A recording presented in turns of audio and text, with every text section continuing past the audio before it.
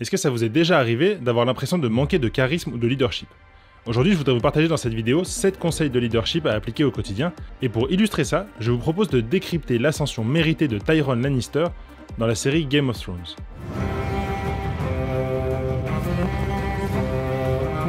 La première fois qu'on le découvre dans la saison 1, on y voit un homme presque alcoolique, un peu raté, détesté de son père et de sa sœur, et accro à la débauche. I he's a drunken little lecher, prone to all manner of perversion. Clever girl. Et quelques saisons plus tard, ce personnage qui aurait pu rester un vulgaire nain un peu comique est finalement devenu quelqu'un d'extrêmement puissant. Il a été la main du roi, il a été la main de la reine, donc le premier conseiller auprès du roi et de la reine. And do what? Rule. You will serve as hand of the king in my stead. Et c'est un stratège redoutable capable d'influencer les plus grands.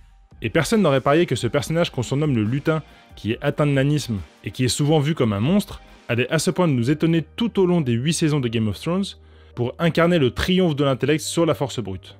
Alors comment il a fait? Quels sont les secrets de leadership et de charisme que Tyrion Lannister applique pour réussir cette ascension?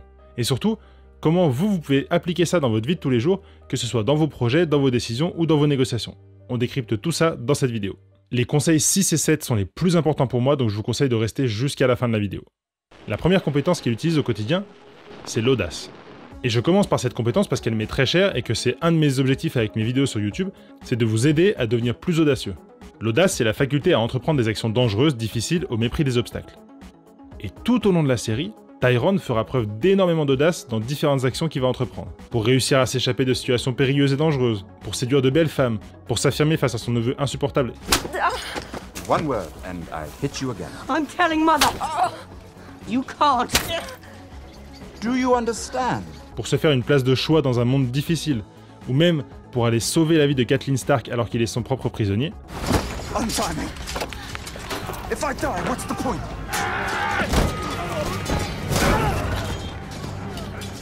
Il fera tout au long de la série preuve d'énormément d'audace, et c'est ce qui va lui permettre de devenir un des personnages préférés des spectateurs, et même l'auteur de cette série, George R.R. Martin, le considère comme son personnage préféré. Et à propos de l'audace, Goethe disait « Quoi que tu rêves d'entreprendre, commence-le.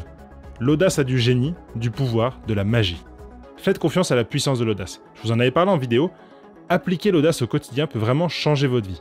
Devenez audacieux pour lancer ce projet que vous avez en tête depuis longtemps, pour oser demander ce que vous n'avez pas osé demander depuis des mois, pour oser aller discuter une baisse de prix ou négocier une augmentation de salaire. Bref, il y a énormément de choses que l'audace va vous permettre d'accomplir, et surtout l'audace va vous permettre de passer au-delà des blocages mentaux que vous avez dans votre tête, et vous verrez que plus vous le ferez, plus vous vous rendrez compte qu'en fait le risque est très minime, et qu'en fait l'audace peut vous apporter des grands résultats. La deuxième chose, c'est tout ce qui concerne le stoïcisme et la résilience. Tyrion Lannister, il est haï par son père et sa sœur, et les deux ne manquent jamais une occasion de lui rappeler que le jour de sa naissance est aussi celui de la mort de sa mère. Et durant toute la série, il va enchaîner les mauvaises postures, les mauvaises situations. Il va être plusieurs fois fait prisonnier, il va plusieurs fois frôler la mort. Il passe parfois des semaines dans des conditions extrêmement difficiles. Il va dans une bataille avoir une énorme balafre au milieu de la figure. Et pourtant, malgré tout ça, il continue. Il fait preuve de stoïcisme. Une définition classique du stoïcisme, c'est de dire que le bonheur est dans la vertu, la fermeté d'âme. Et donc on voit ça comme le courage pour supporter la douleur, le malheur, avec les apparences de l'indifférence. Et pour compléter, un de mes abonnés m'a partagé récemment concrètement ce qu'est le stoïcisme. Ça consiste en fait, entre autres, à discerner ce qui est de notre ressort et ce qui n'est pas de notre ressort. Être stoïque, c'est donc arrêter de se faire du mouron pour ce à quoi on ne peut rien changer, et qui ne dépend pas de nous, et se focaliser sur les choses qu'on peut changer. Ça c'est très important de l'appliquer dans votre vie de tous les jours, quelle que soit votre situation. Quels que soient vos problèmes, quelles que soient les difficultés que vous avez, faites en sorte de focaliser votre attention que sur ce sur quoi vous avez le contrôle. Vous ne pouvez agir que sur les choses qui dépendent de vous. Le reste, ne passez pas trop de temps à vous pourrir l'esprit. La météo, les bouchons, une crise sanitaire mondiale, vous n'y pouvez rien, donc ne passez pas votre énergie à vous morfondre là-dessus, passez votre énergie à transformer ce que vous pouvez transformer. Si vous en avez marre d'avoir des embouteillages tous les matins pour aller au travail, peut-être qu'au lieu de pester sur les embouteillages, ce serait mieux d'essayer de voir si vous ne pouvez pas ou changer de travail pour travailler plus proche, ou travailler plus souvent de la maison, ou bien déménager pour être plus proche de votre travail. Et à la manière de Tyrion, quand vous aurez une sensation d'échec dans un projet ou dans une négociation, cherchez-y le positif. Les échecs font partie de l'apprentissage, c'est grâce à tout ce que Tyrion a vécu depuis sa naissance et dans la série qu'il arrive à avoir ce comportement-là et à finir à des postes très intéressants ou à discuter avec les plus grands du monde et à réussir à les influencer. Et vous, c'est pareil, les échecs font partie de l'apprentissage. Dans chaque échec, il y a du positif. Essayez de trouver qu'est-ce qui s'est passé, comment vous pouvez apprendre de cet échec-là et comment vous pouvez progresser. La troisième qualité de Tyrion, c'est de faire de ses faiblesses une force. Comment ça se fait qu'il est à ce point-là ultra charismatique alors qu'il est né nain, que cette malformation l'amène à se voir souvent considéré comme un monstre qui ne mérite pas de vivre, et que tout au long de ces 8 saisons, Tyrion traîne son nanisme comme un fardeau avec lequel il doit composer. All dwarves are bastards in their father's eyes. Au lieu d'en souffrir, lui il décide d'en faire une force, et il le dit à Jon Snow, un autre personnage très important de la série, dès le début de la série, dès le premier épisode. Let me give you some advice, bastard. Never forget what you are. The rest of the world will not. Wear it like armor. And it can never be used to hurt you. Prenez le temps de lister vos faiblesses, vos défauts, vos points d'amélioration, pour déjà 1. Les connaître, et 2. Pouvoir les transformer en force. Je pleure trop, je suis hypersensible, deviendra j'ai une grande capacité à comprendre les ressentis des autres. Je procrastine toujours au dernier moment, deviendra je suis hyper efficace dans l'urgence, donc je peux aider sur des projets à rendre très vite.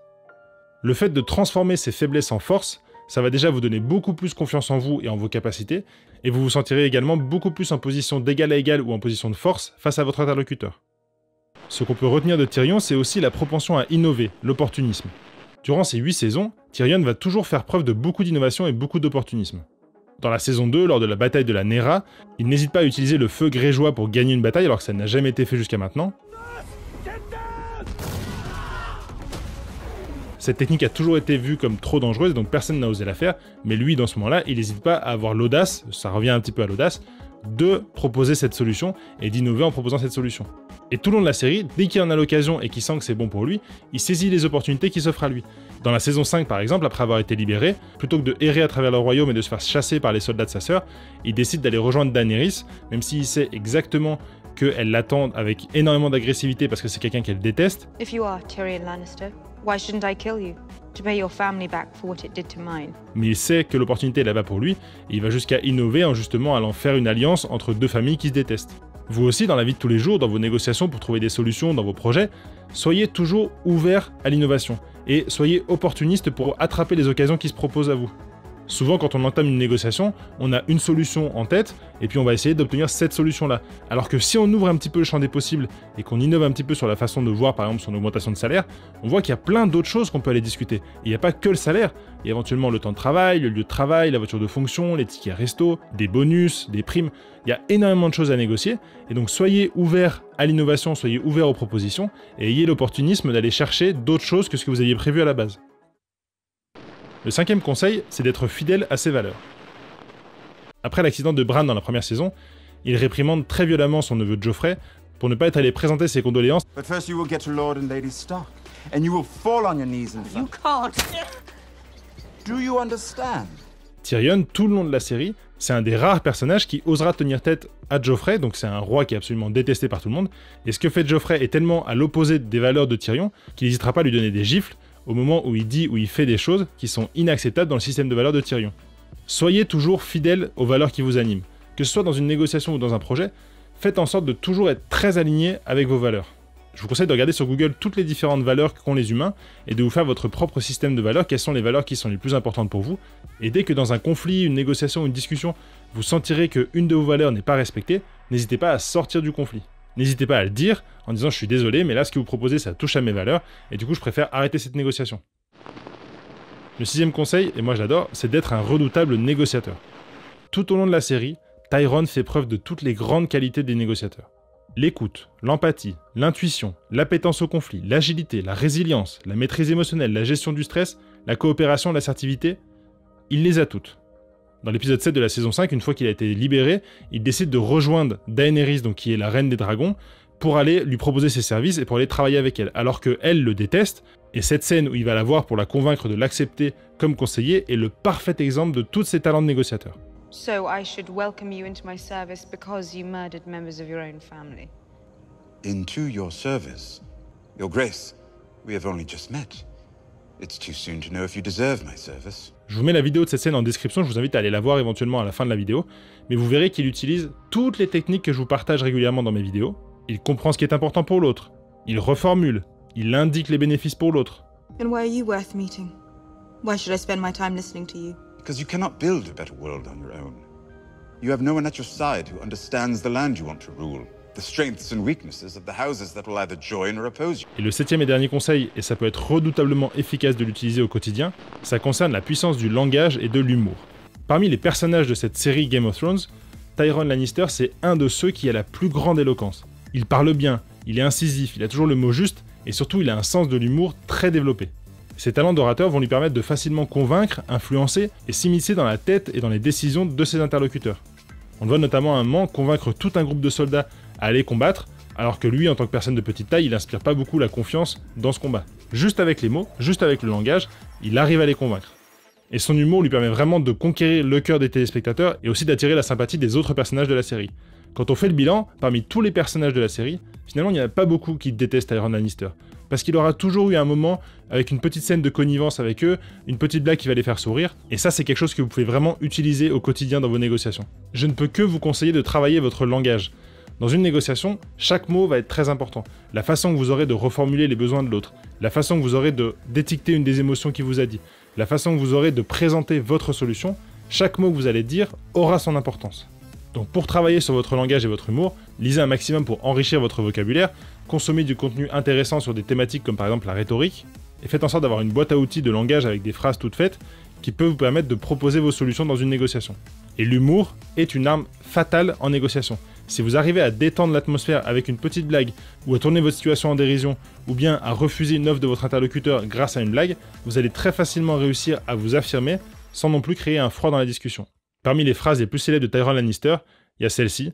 Quand un soldat lui demande « Comment veux-tu mourir, Tyrion, fils de Tywin ?», il répond In my own bed, at the age of 80, with a belly full of wine and a girl's mouth around my cock. Et dans les autres personnages de fiction dont vous pouvez vous inspirer pour progresser, il y a aussi le professeur de la Casa des Papel, Sherlock Holmes, Thomas Shelby des Peaky Blinders, Dr House, et ça tombe bien, je les ai tous analysés en vidéo, et je vous ai créé une playlist juste là pour aller regarder ces différents personnages et vous en inspirer dans votre vie de tous les jours. Allez, on se voit là-bas ou dimanche prochain, et d'ici là, négociez mieux et soyez audacieux. Ciao!